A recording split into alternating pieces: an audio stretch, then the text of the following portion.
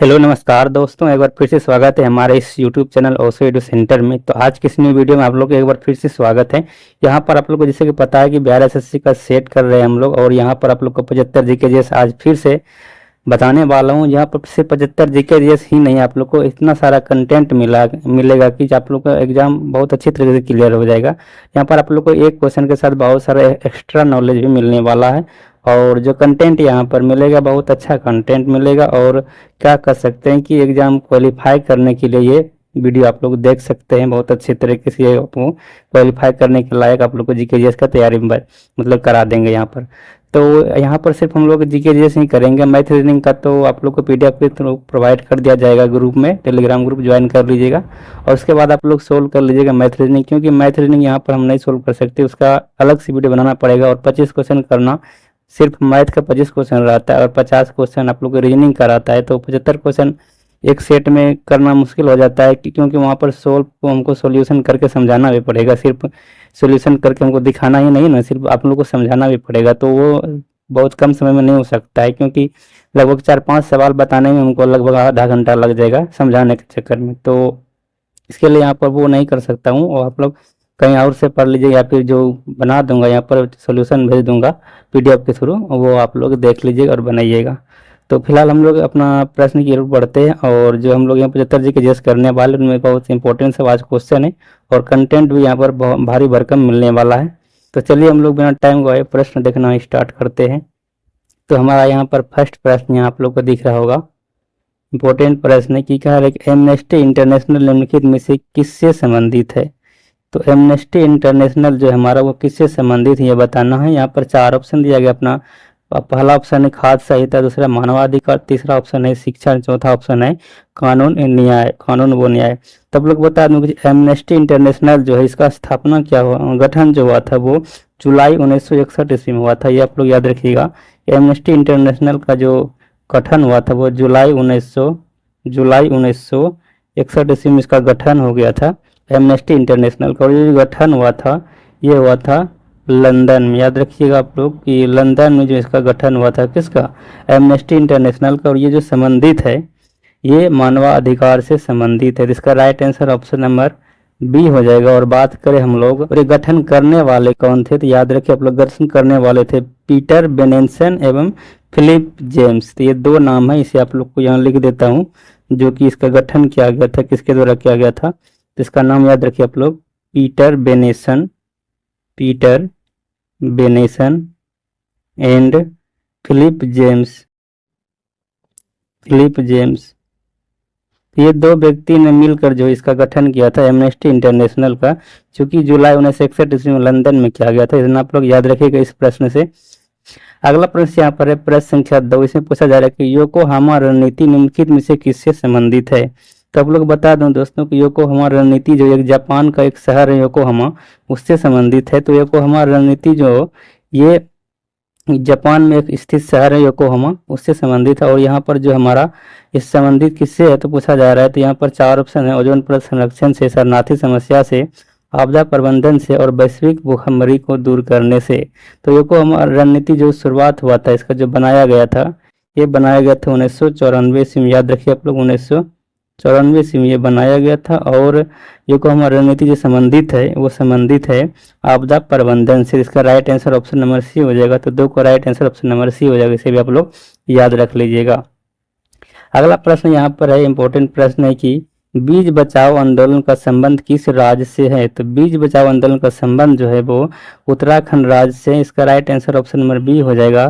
तो दोस्तों अगर बात करें हम लोग सभी राज्यों की राजधानी का जो ऑप्शन है, तो बिहार का राजधानी आप लोग पता है पटना है, उत्तराखंड का राजधानी देहरादून हो गया, पश्चिम बंगाल की राजधानी कोलकाता हो गया, हिमाचल प्रदेश की राजधानी शिमला हो गया। तो यहाँ पर आप लोग इतना याद रख सकते हैं। और खास करके बिहार के बारे में हम लोग जाने तो बिहार के जो जनसंख्या की दृष्टि से कितने स्थान पे है, इसका बिहार का जो है जनसंख्या की दृष्टि से भारत में 3रा स्थान है। पहला हो गया यूपी, दूसरा हो गया महाराष्ट्र, और तीसरा है अपना बिहार। और बात करें क्षेत्रफल की दृष्टि से, तो क्षेत्रफल की दृष्टि से बिहार का स्थान जो है वो अपना 12वां स्थान है। तो ये भी आप लोग याद रख लीजिएगा, पूछा जाता है प्रश्न।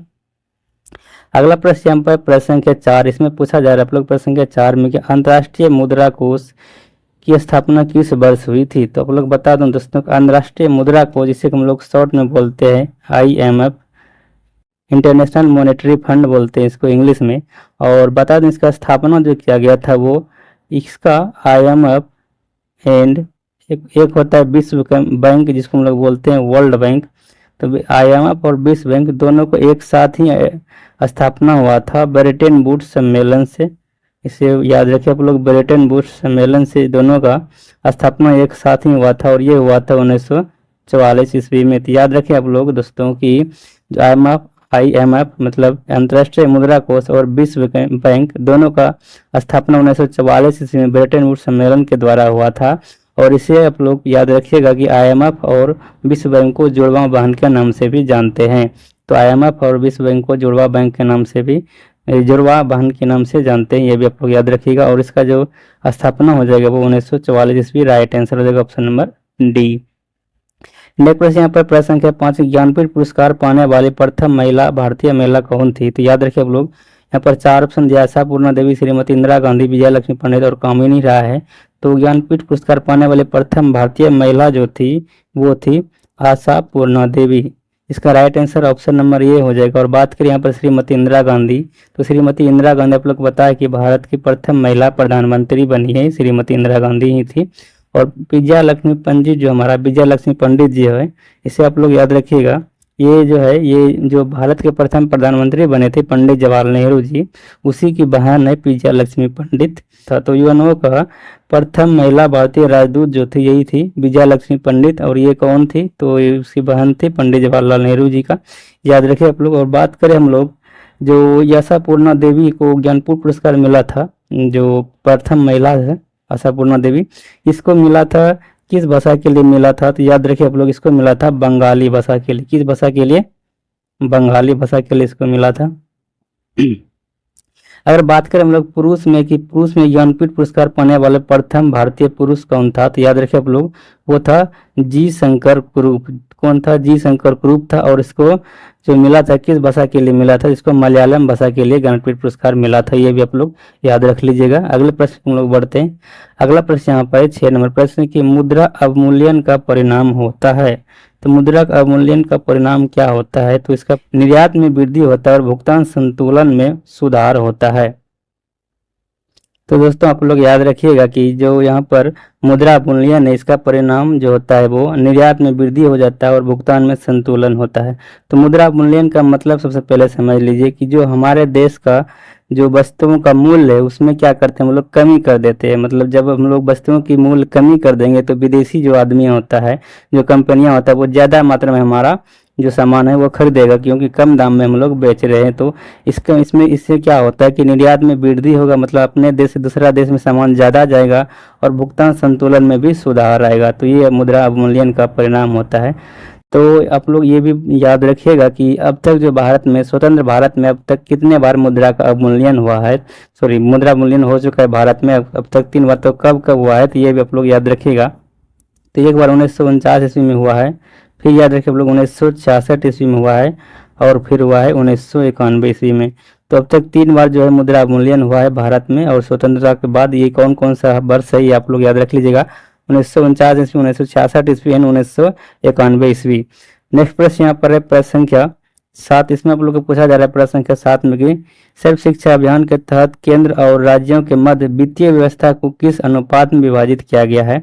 तो जो यहाँ पर हमारा वित्तीय व्यवस्था है वो पूछा जा रहा है कि सर्व शिक्षा अभियान के तहत उसको किस अनुपात में विभाजित किया था केंद्र एवं राज्यों के बीच। तो सर्व शिक्षा अभियान में जो भी खर्च हुआ था उसमें आप लोग को पता है कि केंद्र और राज्यों दोनों को उसमें अनुपात के द्वारा उसमें खर्च को मतलब मैनेज करना था। तो यहाँ पर जो केंद्र जो देगा वो 60% देगा और राज्य के द्वारा जो खर्चा दिया जाएगा वो 40% दिया जाएगा। तो इसका राइट आंसर ऑप्शन नंबर ये हो जाएगा 60:40, इसका राइट आंसर होगा। नेक्स्ट प्रश्न अपना यहाँ पर 8वां प्रश्न हम लोग पूछा जा रहा है कि न्यूनतम समर्थन मूल्य की घोषणा कब की जाती है? तो न्यूनतम समर्थन मूल्य से हम लोग बोलते हैं MSP। तो इसका जो घोषणा की जाती है वो फसल की बुआई से पहले ही की जाती है। इसका राइट आंसर ऑप्शन नंबर ये हो जाएगा, फसल की बुआई से पहले ही इसकी घोषणा की जाती है। नेक्स्ट प्रश्न की बात करें तो हम लोग नेक्स्ट प्रश्न आ जाता है 9 नंबर प्रश्न। इसमें आप लोग पूछा जा रहा है कि बैंकिंग लोकपाल योजना की शुरुआत कब की गई थी। तो याद रखिए आप लोग, बैंकिंग लोकपाल योजना की शुरुआत जो की गई थी वो जून 1995 ईस्वी में हुआ था। इसका right answer option number C हो जाएगा। नेक्स्ट प्रश्न की बात करें तो यहाँ पर आ जाता है कि भारतीय उच्चायुक्त के पद का किस अधिनियम से सृजन हुआ था। तो यहाँ पर 4 ऑप्शन दिया गया है। पहला ऑप्शन यहाँ पर है भारतीय काउंसिल अधिनियम 1909 ईस्वी, भारतीय सरकार अधिनियम 1919 ईस्वी, और भारत सरकार अधिनियम 1935 और भारतीय स्वतंत्रता अधिनियम 1947 ईस्वी। तो आप लोग बता दूं जो इसका राइट आंसर हो जाएगा वो हो जाएगा, ये हो जाएगा ऑप्शन नंबर बी। इसका राइट आंसर हो जाएगा कि भारतीय सरकार अधिनियम 1919 के तहत ही भारतीय उच्चायुक्त पद का जो है वो सृजन हुआ था। नेक्स्ट प्रश्न यहाँ पर प्रश्न संख्या 11। इसमें पूछा जा रहा है आप लोग निम्नलिखित में से भारतीय संविधान के किस संशोधन द्वारा अनुच्छेद 1 का सी में सहकारी समितियों को जोड़ा गया था। तो याद रखिए हम लोग, सहकारी समितियों को जो जोड़ा गया था वो 97वें संविधान संशोधन 2011 के द्वारा जोड़ा गया था। इसका right answer option number D हो जाएगा। बात करें हम लोग 71वां संविधान संशोधन का, तो याद रखिए हम लोग इसके द्वारा जो है अपना जो संविधान है उसमें आप लोग को बता दूं कि मूल संविधान में भाषा की संख्या जो है वो 14 था, और 21वीं संविधान संशोधन से 15वीं भाषा सिंधी जोड़ा गया, और 71वीं संविधान संशोधन जो यहाँ पर दिया गया इससे 3 भाषा जोड़ा गया है। उसके ट्रिक से आप लोग याद रख सकते हैं नमक, तो नेपाली, मणिपुर और याद रखिए आप लोग कोंकणी, नेपाली, मणिपुर और कोंकणी याद रखिएगा 71वां संविधान संशोधन के द्वारा ही जोड़ा गया था। इसे भी आप लोग याद रख लीजिएगा। अगर बात करें हम लोग यहाँ पर 42वां संविधान संशोधन, तो याद रखिए 42वां संविधान संशोधन से क्या हुआ था हम लोग, जिससे कि हमारा मौलिक कर्तव्य है, मौलिक कर्तव्य को 42वां संविधान संशोधन 1976 के द्वारा ही जोड़ा गया था। और किस समिति की सिफारिश पे पूछा जाएगा, तो याद रखिए आप लोग सरदार स्वर्ण सिंह समिति की सिफारिश पर इसका जो है वो 42वां संविधान संशोधन से मौलिक कर्तव्य को जोड़ा गया था। और मौलिक कर्तव्य जो हमारा भाग 4 के को में आप लोग याद रखिएगा, भाग 4 के को में मौलिक कर्तव्य, और आर्टिकल की बात करें तो वो 51 का को हो जाएगा। नेक्स्ट प्रश्न यहाँ पर आता है प्रश्न संख्या 12। इसमें आप लोग को पूछा जा रहा है कि केंद्रीय सतर्कता आयोग का कार्यकाल होता है। तो केंद्रीय सतर्कता आयोग का जो कार्यकाल होता है वो 4 वर्ष या फिर 65 वर्ष होता है। इसका right answer option number D हो जाएगा। नेक्स्ट प्रश्न यहाँ पर 13 नंबर प्रश्न में आप लोग को पूछा जा रहा है 13 नंबर में कि निम्नलिखित में से कौन से मूल अधिकार है जो केवल भारतीय नागरिकों को प्राप्त है। तो यहाँ पर इसका right answer option number C हो जाएगा। 15, 16, 19, 29 और 30 ये सभी आर्टिकल जो है केवल भारतीयों को प्राप्त है, भारतीय नागरिकों को प्राप्त है, ना कि विदेशियों को प्राप्त है। नेक्स्ट प्रश्न यहाँ पर 14 नंबर प्रश्न इसमें आप लोग को पूछा जा रहा है कि केंद्र सरकार में उच्चतम नागरिक सेवा अधिकारी कौन होता है। तो याद रखिए आप लोग, केंद्र सरकार में जो उच्चतम नागरिक सेवा अधिकारी होता है वो होता है मंत्रिमंडल सचिव। इसका right answer option number B हो जाएगा, याद रखिए आप लोग। नेक्स्ट प्रश्न यहाँ पर प्रश्न संख्या 15 इसमें आप लोग को जस्ट पूछा जा रहा है कि प्रश्न संख्या 15 में याद रखिए आप लोग, प्रश्न संख्या 15 में आप लोग को पूछा जा रहा है कि किस संविधान संशोधन के अंतर्गत राष्ट्रीय आपात स्थिति लागू करने के लिए आंतरिक अशांति का स्थान पर सशस्त्र विद्रोह का आधार रखा गया था। जो इसे रखा गया था वो 44वां संविधान संशोधन 1978 के तहत इसको रखा गया था। और बता दूं आप लोगों को कि ये जो हमारा पहले था आंतरिक अशांति के कारण जो यहाँ पर आपातकाल पहले घोषित किया जाता था, लेकिन अब इसको जो है बदल कर चेंज कर दिया है किसमें, सशस्त्र विद्रोह में। जब अब आंतरिक अशांति के कारण जो है वो आपातकाल घोषित नहीं किया जाएगा, बल्कि जब सशस्त्र विद्रोह होगा तभी उसके जगह पर वो आपातकाल लागू किया जाएगा। तो इसको अंत कर मतलब चेंज किया गया 44वां संविधान संशोधन 1978 के सहित मतलब तहत। और बात करें हम लोग 44वां संविधान संशोधन में क्या हुआ था, जो हमारा लोकसभा का कार्यकाल है वो 6 वर्ष से 5 वर्ष कर दिया गया। तो पहले जो 1976 जो हुआ था 42वां संविधान संशोधन 1976, उसमें जो हमारा प्रधानमंत्री थे उस टाइम वो श्रीमती इंदिरा गांधी थी, उसने लोकसभा का कार्यकाल जो है वो 5 वर्ष से बढ़ाकर 6 वर्ष कर दी थी।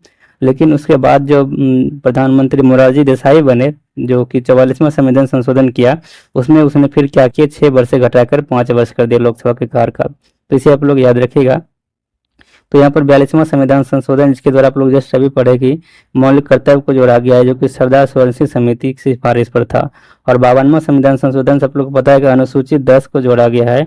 और इसमें क्या चीज़ है, इसमें दल बदल की अवधारणा है। तो इसमें दल बदल से संबंधित आर्टिकल है, और ये सॉरी आर्टिकल नहीं 10वां अनुसूची है, इसको जो जोड़ा गया है वो 52वां संविधान संशोधन 1985 के तहत जोड़ा गया है।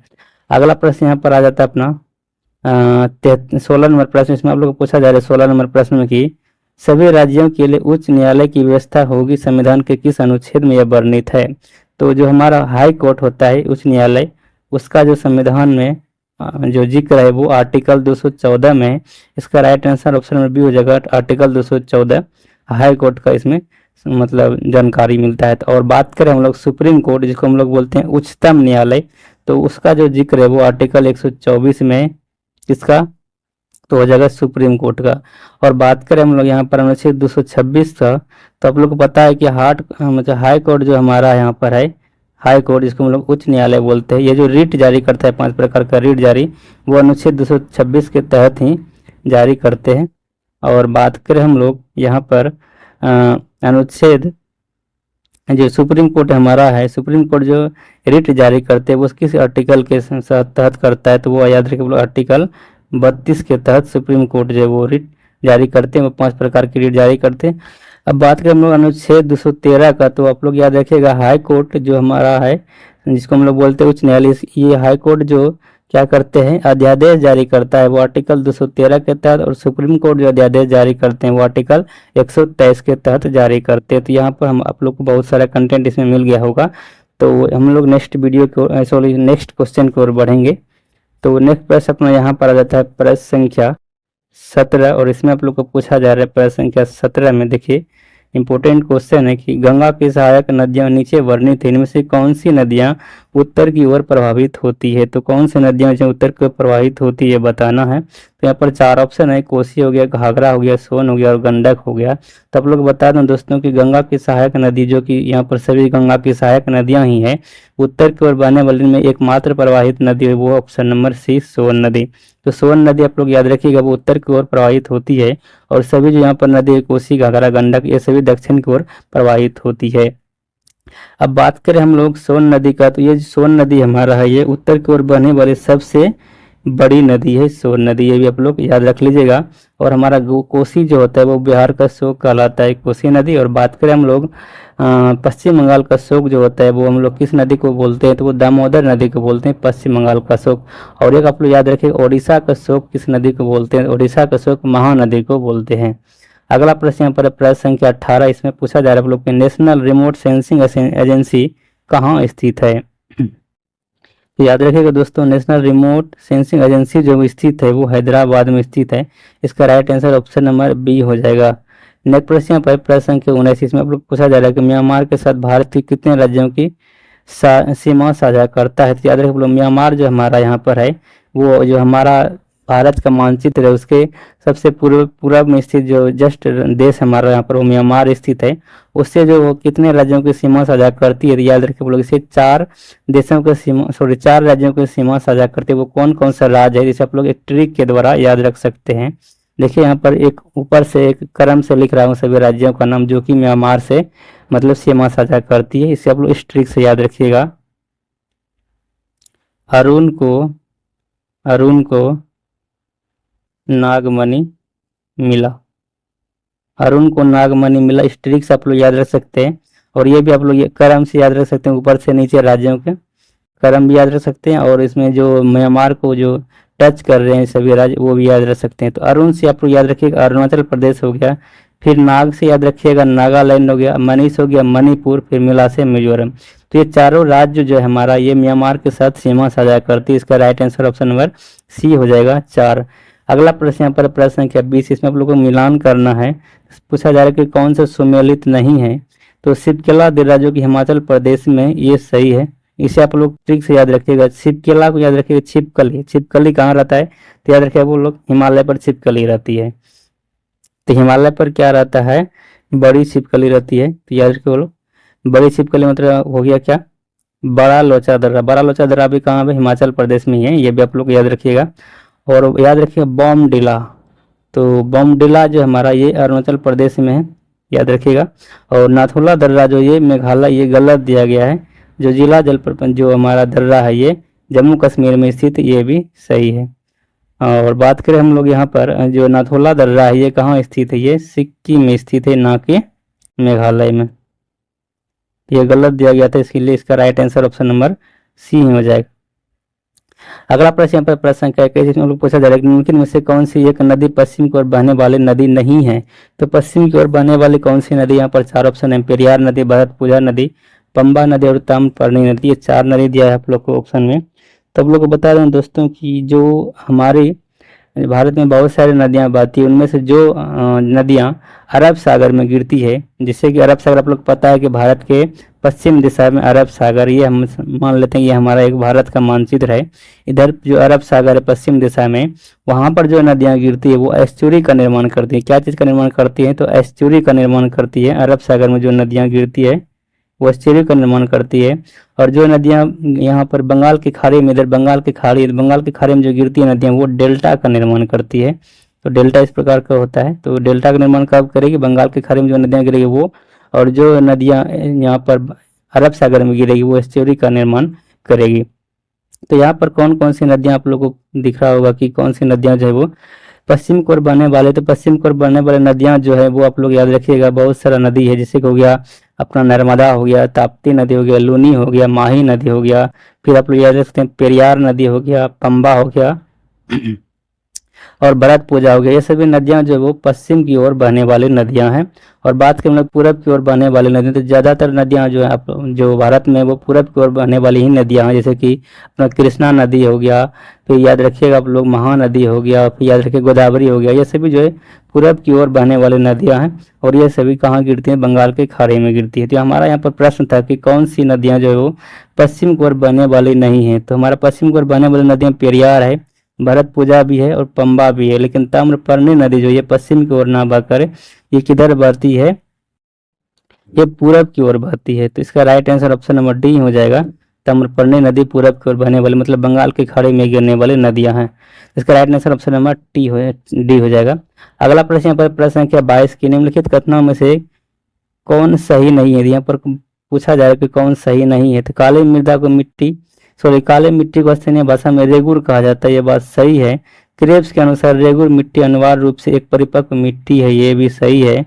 और बात करें हम लोग यहाँ पर ऑप्शन नंबर सी का, तो इसमें कह रहा है कि काली मृदा में आर्द्रता नमी धारण करने की उच्च क्षमता होती है, सही है। काली मिट्टी हिमालय क्षेत्र में पाई जाती है, ये गलत दिया गया है।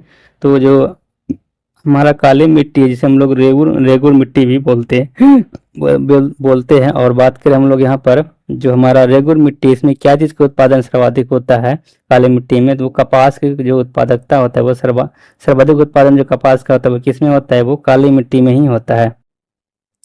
और बात करें हम लोग यहाँ पर क्या कहते हैं, जो हमारा काली मिट्टी वो किधर पाई जाती थी, ये जो है अपना दक्कन जो पठार, दक्कन की ओर जो हमारा क्षेत्र जैसे हो गया गुजरात हो गया, महाराष्ट्र हो गया, कर्नाटक हो गया, इस सब एरिया में जो है अपना काली मिट्टी पाया जाता है, ना कि हिमालय क्षेत्र में पाया जाता है, ये गलत दिया गया था।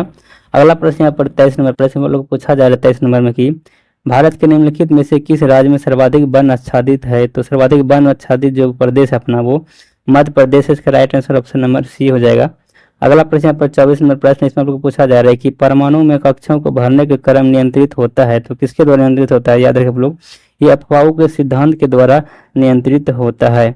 अगला प्रश्न यहाँ पर आ जाता है प्रश्न संख्या 25, इसमें आप लोग पूछा है कि पीतल इनमें किसका मिश्रण है। याद रखें लोग, पीतल जो वो तांबा और जिंक का मिश्रण है। और पूछा जा रहा है इसमें कितना % तांबा और कितना % जिंक होता है। तो याद रखें लोग कि पीतल में जो होता है वो 70% तांबा और 30% जास्ता होता है। और बात करें हम लोग कांसा, तो कांसा किसका किसका मिश्रण होता है, याद रखिए दोस्तों, कांसा जो है अपना वो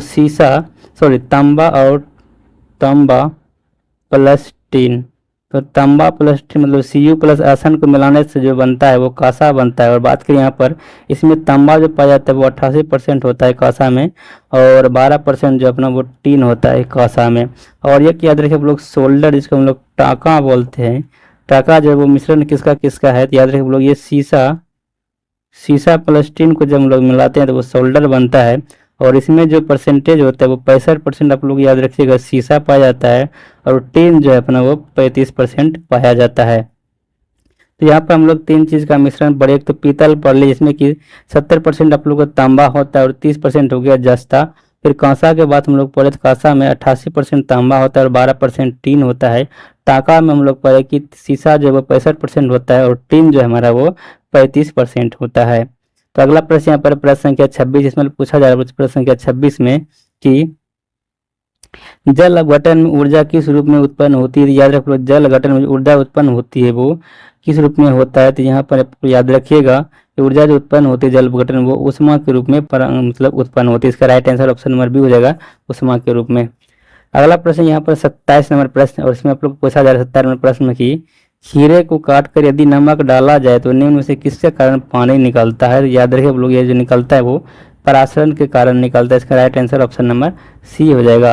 नेक्स्ट प्रश्न यहाँ पर प्रश्न संख्या 28 के ऑक्सीजन के बाद सबसे अधिक उपलब्ध कौन सा मूल तत्व है। तो याद रखिए आप लोग कि ऑक्सीजन के बाद जो सबसे अधिक उपलब्ध मूल तत्व है वो है सिलिकॉन। और याद रखिए सिलिकॉन, इसका राइट आंसर ऑप्शन नंबर ये हो जाएगा। बात करें इसका खोज जो किया गया था, वो इसका जो सिलिकॉन का खोज हुआ था वो खोज हुआ था 1824 ईस्वी में। और इसका खोज किसके द्वारा किया गया था।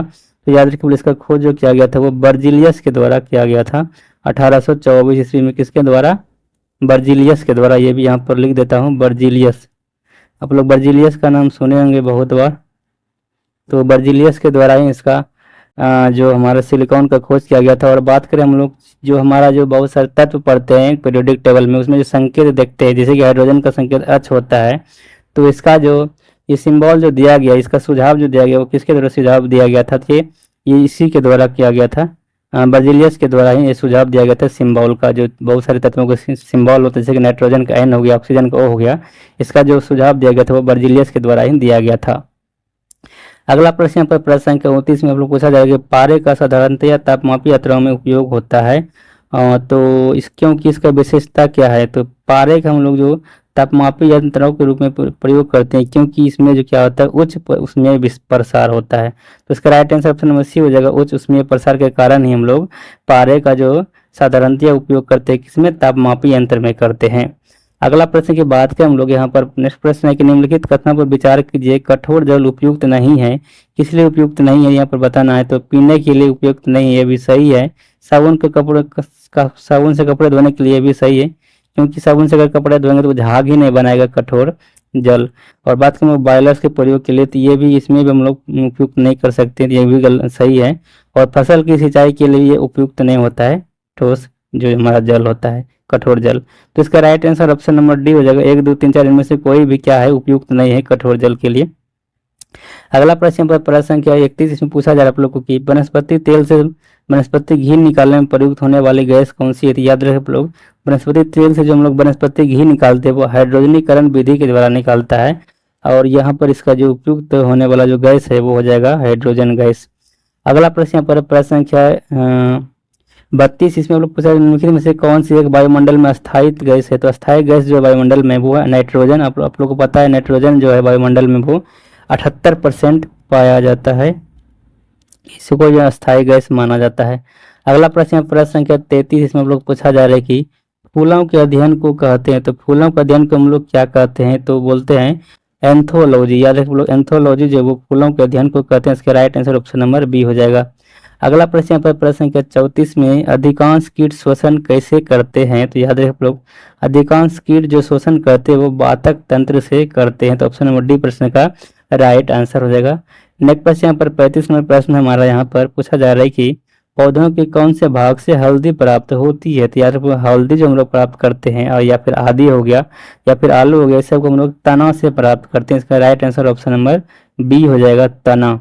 अगला प्रश्न पर प्रश्न संख्या 36 में आप लोग पूछा जा रहा है कि पादप कोशिका जंतु कोशिका से किस प्रकार भिन्न होती है। तो याद रखिए आप लोग, पादप कोशिका में जो है वो कोशिका भित्ति पाया जाता है, लेकिन जंतु कोशिका में कोशिका भित्ति नहीं पाया जाता है। तो इस प्रकार हम लोग कोशिका भित्ति से जो दोनों में भिन्न प्राप्त कर सकते हैं। इसका right answer option number B हो जाएगा।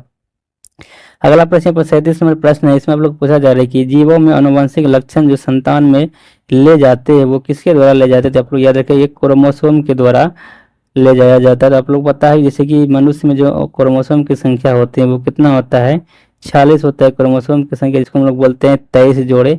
और जो 22 जोड़ा हमारा होता है उसको बोलते हैं हम लोग ऑटोसोम। ऑटोसोम हो गया हमारा 22 जोड़ी। और जो जो हमारा 23वां जोड़ी होता है जो कि XY होता है, इसको बोलते हैं हम लोग एलोसोम। एलोसोम, इसे आप लोग याद रखिएगा, हमारा 23वां जोड़ी जो होगी वो एलोसोम होगी और 22 जोड़ी को हम लोग ऑटोसोम बोलते हैं। अगला प्रश्न हम लोग बढ़ेंगे। अगला प्रश्न अपने यहाँ पर 38 नंबर प्रश्न, इसमें हम लोग को पूछा जा रहा है 38 नंबर प्रश्न में कि कौन से परिवर्तन में एंजाइम ट्रिप्सिन उत्प्रेरक का कार्य करता है? तो वो जो हमारा ट्रिप्सिन एंजाइम है वो प्रोटीन को अमीनो अल में विभक्त करता है। इसका right answer option number C हो जाएगा। अगला प्रश्न पर प्रश्न संख्या 39 में आप लोग पूछा जा रहा है कि निम्नलिखित खनिजों पर विचार कीजिए। कैल्शियम, लोहा और सोडियम दिया गया। पूछा जा रहा है कि उपयुक्त खनिजों में से मानव शरीर में पेशियों के संकुचन के लिए किसकी आवश्यकता होती है? तो याद रखिए आप लोग, इसमें से सभी का जो है आवश्यकता होती है पेशियों के संकुचन के लिए। तो ऑप्शन नंबर इसका राइट आंसर डी में हो जाएगा। 1, 2, 3 मतलब तीनों का उपयोग जो है वो पेशियों के संकुचन में मदद होता है।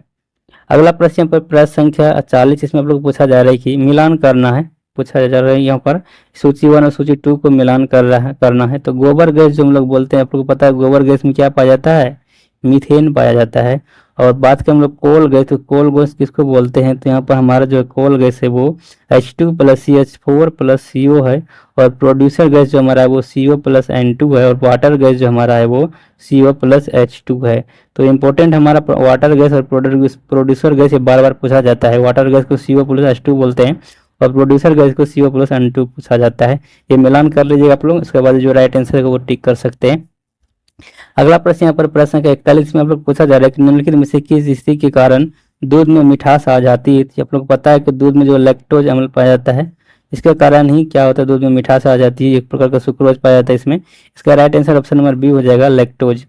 अगला प्रश्न यहाँ पर प्रश्न संख्या 42, इसमें पूछा जा रहा है आप लोगों की पौधों द्वारा ली गई विकिरण ऊर्जा निम्न में से परिणाम देती है। तो याद रखो, पौधों द्वारा जो विकिरण ऊर्जा ली जाती है ये परिणाम क्या देता है? ये जल का जो है वो प्रकाश अपघटन कर देता है। इसका जो राइट आंसर ऑप्शन नंबर ये हो जाएगा, प्रकाश का जल जो प्रकाश का क्या करता है? वो अपघटन करता है। अगला प्रश्न यहाँ पर प्रश्न संख्या 43, इसमें पूछा दाब की इकाई क्या होता है? तो आप लोग को बता दूं, दाब जिसको हम लोग किससे डिनोट करते हैं? दाब को हम लोग जो ऐसा मात्रक होता है वो पास्कल होता है यहाँ पर, लेकिन पास्कल ऑप्शन नहीं है। तो इसे हम लोग दाब की बात करें, हम लोग दाब का जो फॉर्मूला होता है वो होता है फोर्स मतलब बल, सॉरी यहाँ पर लिख देता हूँ, बल बाय क्षेत्रफल।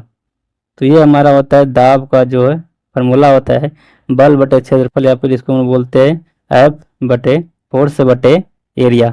एफ बाई ये होता है। तो यहाँ पर देखें हम लोग, फोर्स का जो ऐसा मात्रक होता है वो न्यूटन होता है और एरिया का जो ऐसा मात्रक होता है वो मीटर स्क्वायर होता है, या फिर उसको बोल सकते हैं वर्ग मीटर। यहाँ पर देख सकते हैं इसका जो ऐसा मात्रक हो जाता है वो न्यूटन पर मीटर स्क्वायर हो जाता है। इसका राइट आंसर यहाँ पर ऑप्शन नंबर ये हो जाएगा, न्यूटन प्रति वर्ग मीटर इसका राइट आंसर हो जाएगा। अगला प्रश्न यहाँ पर 44 में प्रश्न पूछा जा रहा है कि रमन प्रभाव का प्रकाश उन विकिरणों से संबंध है जो आर पार जाती है। तो किससे संबंध है? तो यहाँ पर जो है रमन प्रभाव जो संबंधित है वो सभी पारदर्शी माध्यम के से जो आर पार होता है उससे संबंधित है रमन प्रभाव। तो इसका right answer option number D हो जाएगा। अगला प्रश्न यहाँ पर प्रश्न संख्या 45, इसमें आप लोग को पूछा जा रहा है प्रश्न संख्या 45 में कि रात के समय खुले आकाश में तारों को टिमटिमाने से क्या समझाया जा सकता है? तो आप लोग पता है कि जो रात में तारे टिमटिमाते हैं वो किसके कारण टिमटिमाते हैं? तो वो अपवर्तन के कारण ही टिमटिमाते हैं। तो इसका राइट आंसर ऑप्शन नंबर ये हो जाएगा, प्रकाश के अपवर्तन के कारण जो वो तारे टिमटिमाते हुए प्रतीत होता है। अगला प्रश्न यहाँ पर अतिचालक का लक्षण क्या है? अतिचालक जो लक्षण है वो शून्य पारगम्यता। इसका right answer option number C हो जाएगा। अगला प्रश्न पर प्रश्न संख्या 47 के प्रकाश विद्युत प्रभाव के आविष्कारकर्ता कौन थे? तो यहाँ पर आप लोग याद रखिए, यहाँ पर पूछा जा रहा है आविष्कारकर्ता। ऐसे तो आप लोग को पता है कि आइंस्टीन मारिएगा, लेकिन आइंस्टीन इसका राइट आंसर नहीं है। इसका राइट आंसर ऑप्शन नंबर ये है, हर्ट्ज। यहाँ पर पूछा प्रकाश विद्युत प्रभाव के आविष्कारकर्ता मतलब खोजकर्ता कौन थे? तो ये हर्ट्ज है। उसने खोज जो किया इसका वो 1887 ईस्वी में किया है खोज। और यहाँ पर हम लोग अगर बात करें आइंस्टीन का, तो आइंस्टीन ने क्या किया था? प्रकाश विद्युत प्रभाव का व्याख्या एवं इसके नियम का आविष्कार किया था। तो आइंस्टीन ने क्या किया था? इसका व्याख्या दिया था प्रकाश विद्युत प्रभाव का, और इसका जो नियम है इसका प्रतिपादन किया गया था किसके द्वारा? आइंस्टीन के द्वारा। और इसी के लिए विद्युत प्रभाव जो प्रकाश विद्युत प्रभाव है, इसी के कारण जो आइंस्टीन को नोबेल पुरस्कार मिला था। और ये कब मिला था? 1921 ईस्वी में इसको नोबेल पुरस्कार मिला था। किस लिए?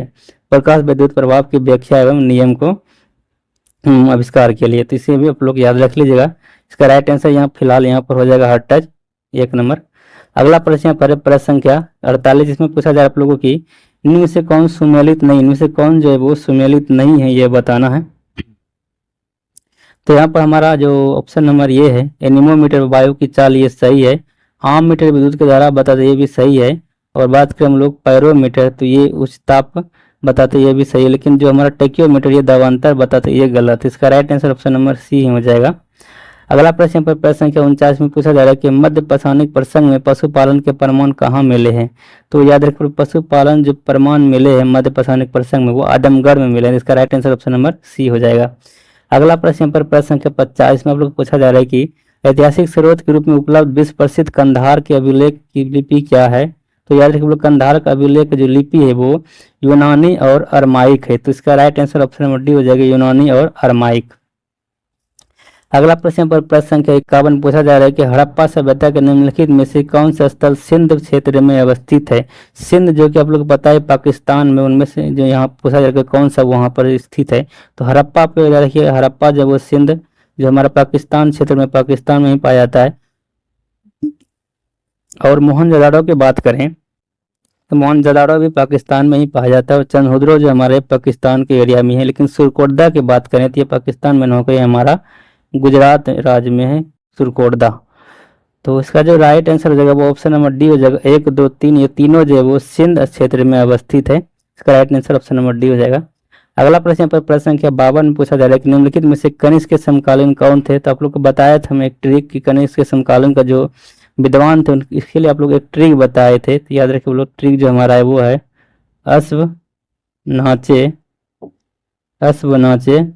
पाँव पे। तो ये ट्रिक हमने आपको बहुत बार बताया है और आज भी बता देता हूँ कि अश्व से हो गया अश्वघोष, नाश हो गया नागार्जुन, चोस हो गया चरक, पार्श्वनाथ, फिर वोश हो गया वसुमित्र। देखिए इनमें से कौन सा ऑप्शन मैच कर रहा है। तो देखिए ऑप्शन नंबर बी हमारा यहाँ पर है नागार्जुन, अश्वघोष और वसुमित्र। ये तीनों जो वो कनिष्क के समकालीन थे। इसका right answer option number B हो जाएगा।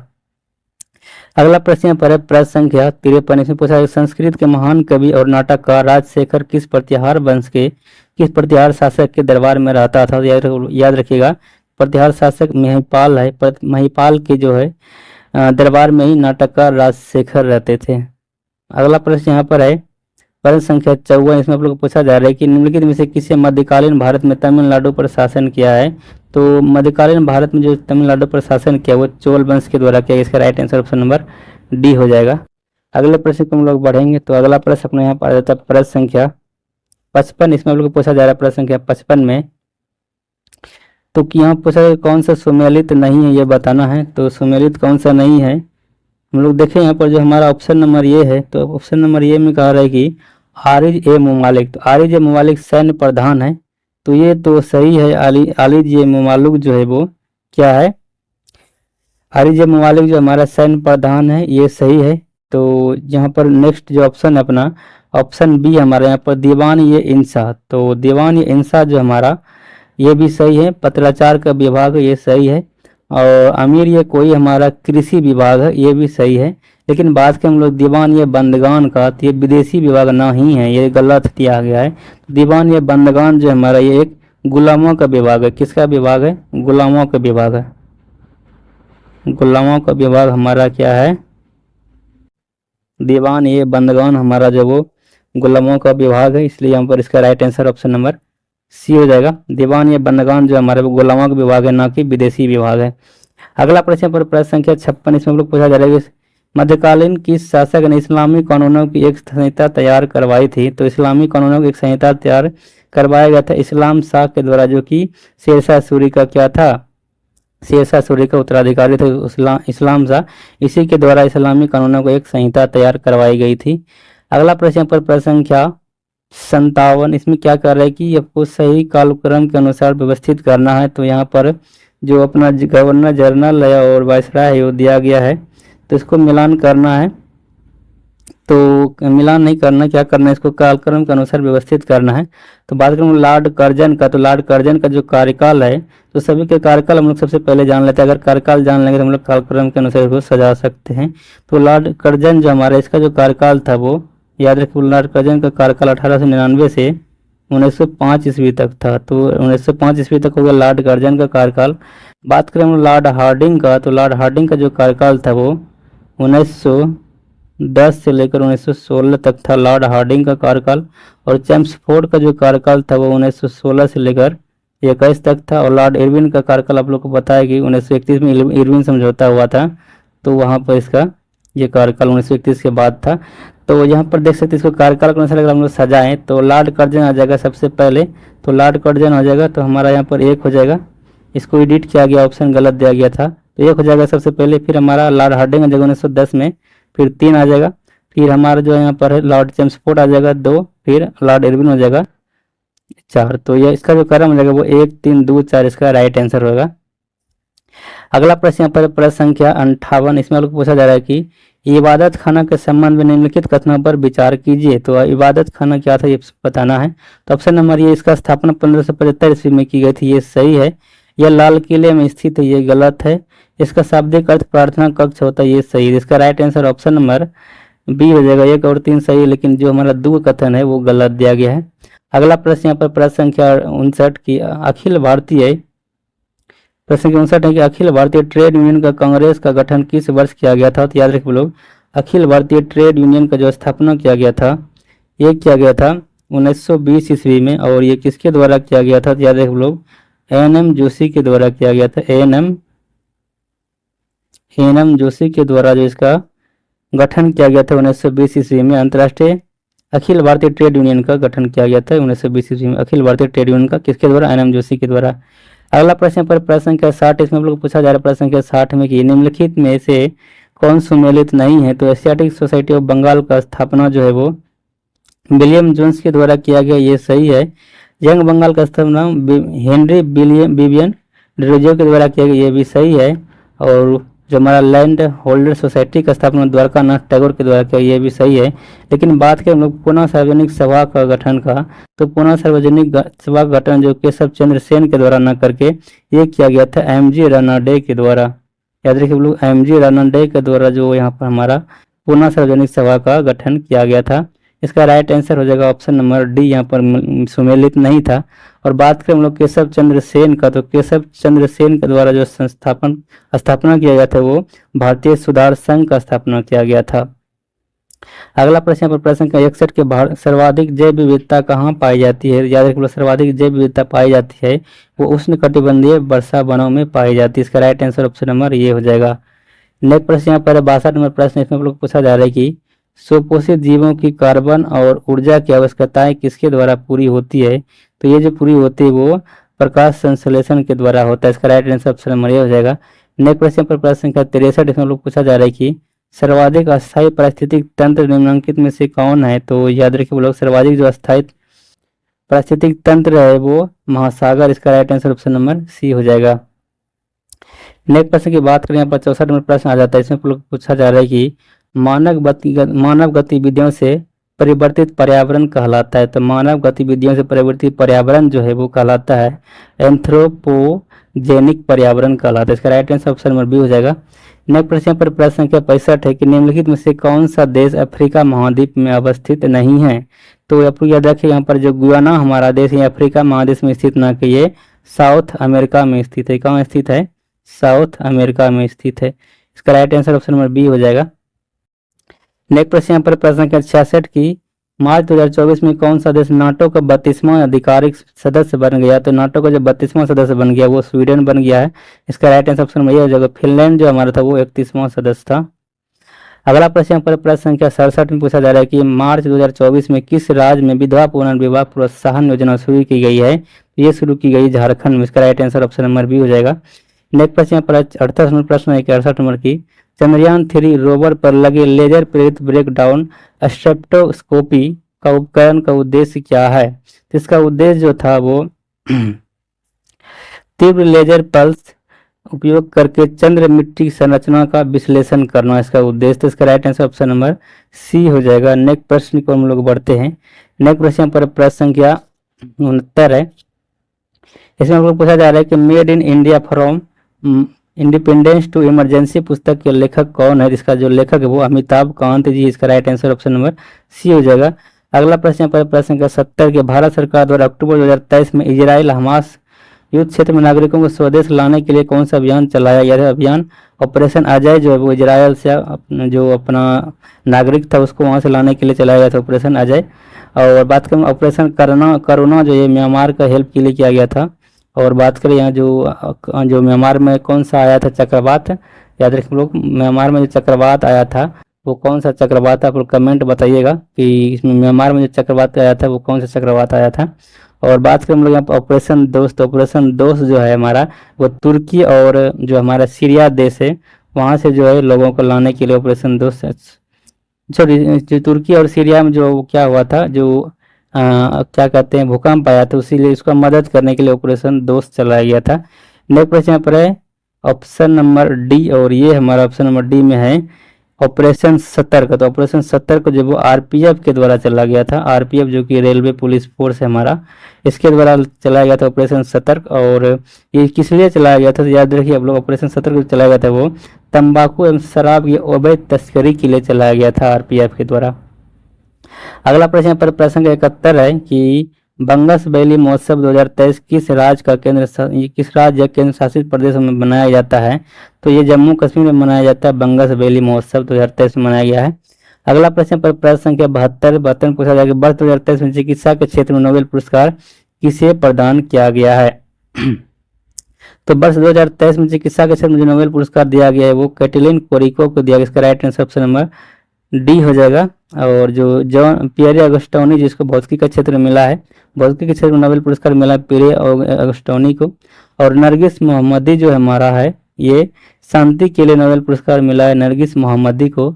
और जो हमारा जॉन फॉसे है इसका जो है इसको जो मिला है वो साहित्य के लिए मिला है नोबेल पुरस्कार। तो साहित्य के लिए हुआ जॉन फॉसे, मोहम्मदी को हो गया शांति के लिए नोबेल पुरस्कार।